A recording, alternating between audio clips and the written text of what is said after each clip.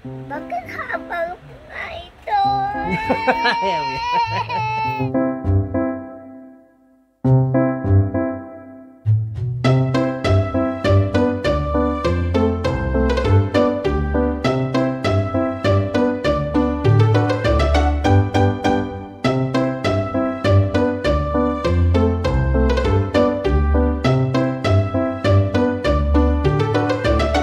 Kaya mahaba kasi Daddy give it so long. Nagrereklamo na siya na, Daddy, why is my name so haba? Pwedeng isa na lang, gano'n, isang name na lang dapat. Kasi sa school, ang sinusulat niya lang, Victoria. Yung Muriel, hindi niya maisulat na maayos since mahaba nga rin naman.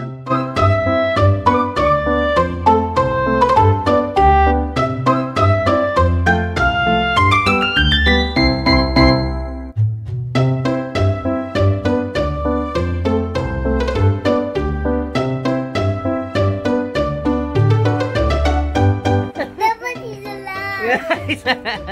Isa lang pag 50 bati. O, hindi magpabinyag ka ulit.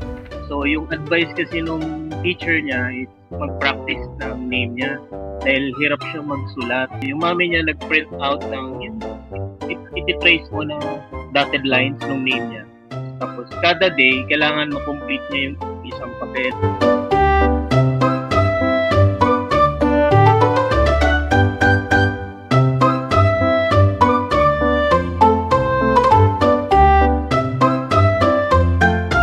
Victoria came from Victor, my name.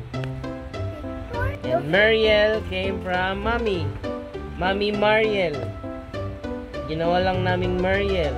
So your name is both Mommy and Daddy's name.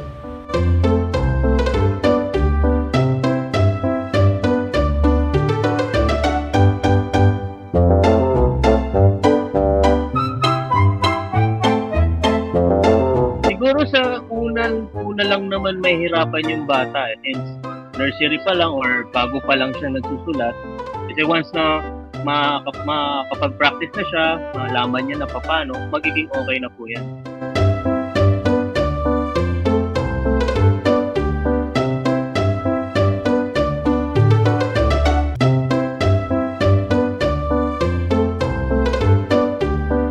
Yung pagbibigay kasi ng pangalan sa ating mga baby, ano yan, kung mag-gift natin sa kanila yung names na yan. Yung names na binigay natin sa kanila, may mga specific na meanings yan para sa atin as parents.